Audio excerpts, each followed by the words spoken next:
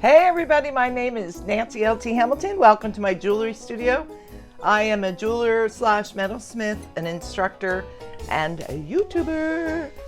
And today we're going to be talking about one of the neglected, ignored workhorses of the jewelry studio, the bench pin.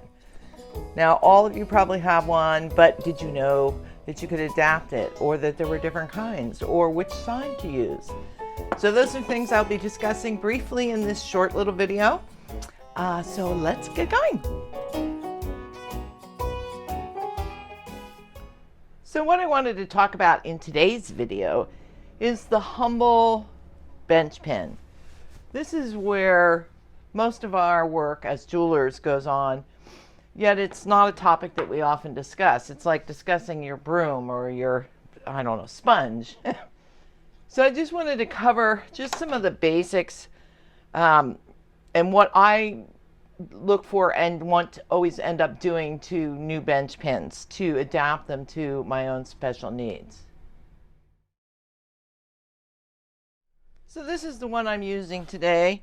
This was made by Studio Flux. Obviously, I don't follow my own advice, and well, I do sometimes, obviously, and use a drilling block.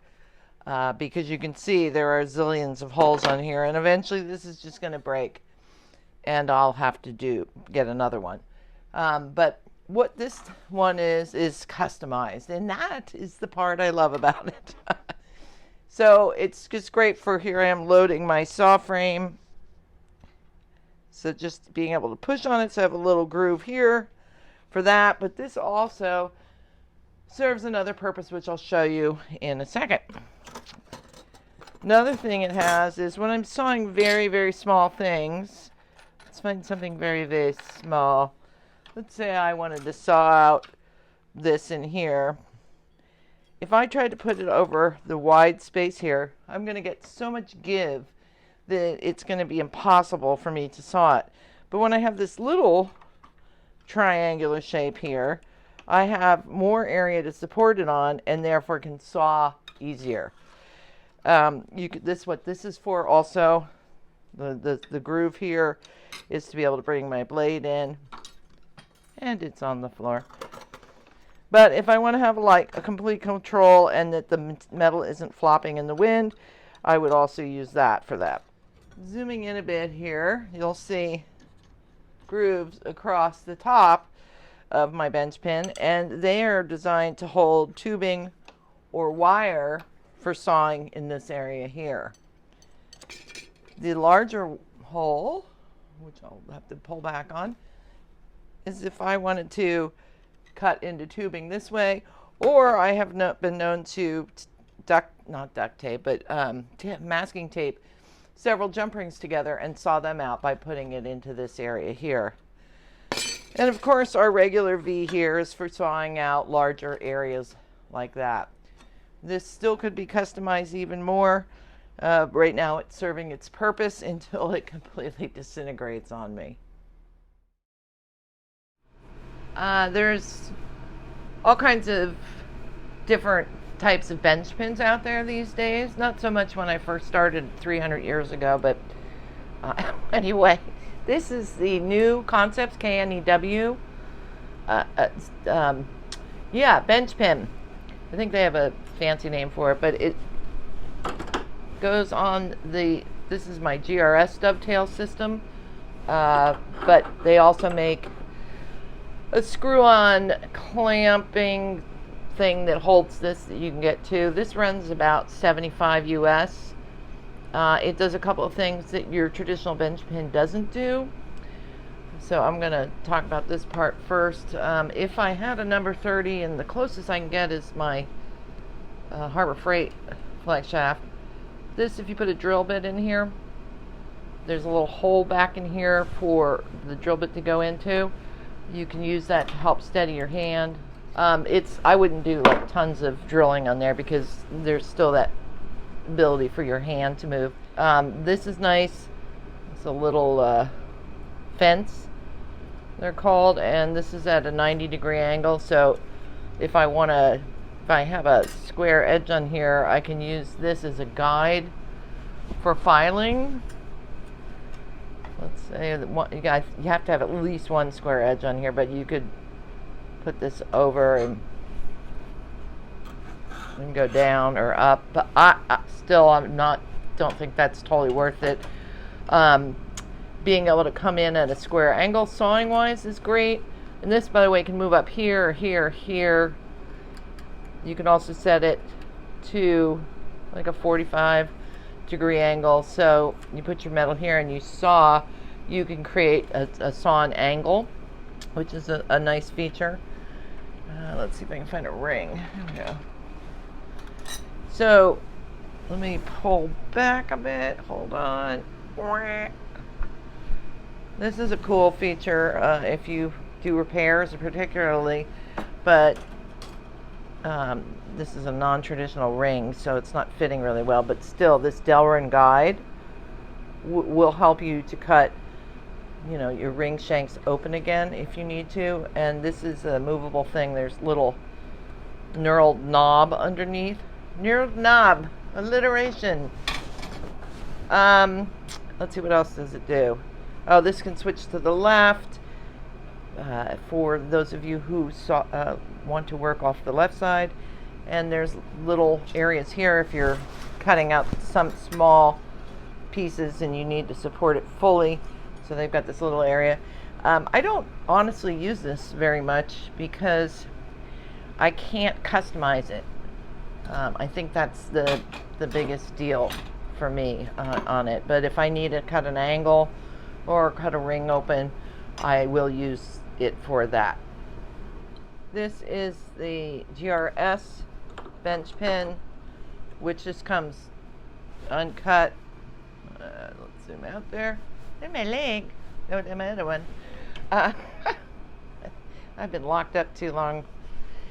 So anyway, this is fine. I don't have any issues with it, except look at the difference in width, you know, between these two. This is half the size of the ones that I made. These are my homemade ones.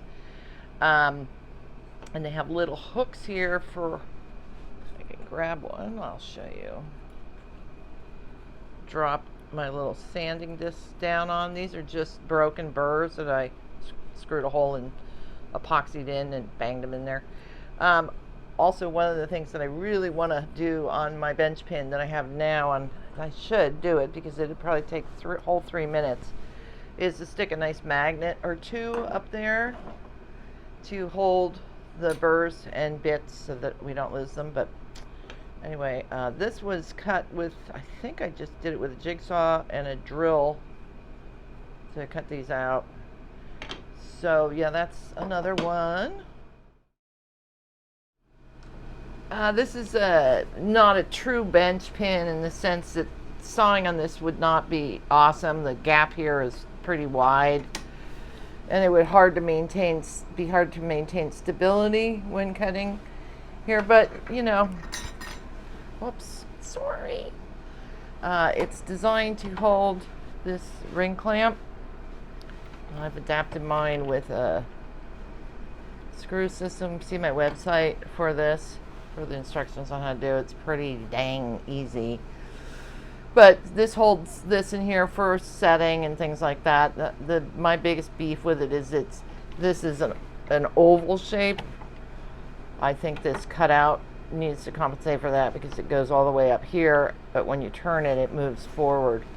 I've attempted to thin it over the years so that it doesn't bind up as much, but yeah, so there's that. On a lot of bench pins, you'll see an angled side and a flat side. A lot of people get used to working on this angle. For me, working on the flat side, on the level side, is more important because it's easier for me to saw through evenly. If something is angled, you're going to tend to saw more on one side than on the other. So try flipping your bench pin over if you have one that is wedge shaped, and many of them are, and try it with the flat side up like that. There are tons of specialty bench pins out there, some that have a piece of metal or a strap that goes across the top that effectively holds the metal in place. Personally, I had one. I got rid of it. It was such a pain in the butt to put the metal under, tighten it down, to loosen it, take the metal out. Honestly, my hands make a great tripod effect over the metal and hold it down strongly enough without needing one of those. So I'm gonna just briefly run through some of the ways to adapt this larger triangular file. Let's just be used on here. Like this. And I would continue making until I have a groove the size that I want. You can use your half round to, say you want to, I'm in such an awkward position. Hold on, let me see. Let's say I want to take this one and make it for my parallel pliers. I could use this is a Habilis file, which is bigger than a needle and smaller than a hand. So keep working on that until I had a shape that matches, or pull up a square file, or do I have any square files? Somewhere in this drawer. Another thing you can do is you can drill a hole in here and come in with your jeweler's soft frame, or use where it works even better is every time I move I knock 6 things over. It's really fun. Use the spiral saw blade that you use for wax cutting, and just like on a regular saw blade, when you run your finger up you should catch. So this would go in this way, but these cut more rapidly than a jeweler's saw file. If you don't have a spiral, use the soft blade that your biggest saw blade, maybe a 0 or a 1/0, or even bigger than 0. But don't forget, this is just easy to adapt because it's really malleable and soft, and a couple of hand tools, and you've got a customized bench pin. If you have a bench pin long enough, it will eventually be customized, whether you want it to or not. Because you get frustrated and go, I need something to hold this and it's not working. So I'm tired of just talking about putting the magnet in. I'm going to do it in front of you. So I have this magnet that is, that is what, 2 centimeters, or in inches for those of you who like them, 1 3/4. No, 3/4. Sorry. And I found this spade bit. Amazingly enough, had one in my toolbox in the other room. So I probably should drill a hole here, but I'm not going to.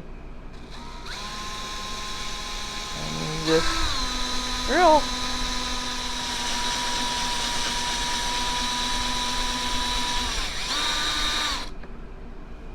It's probably deep enough.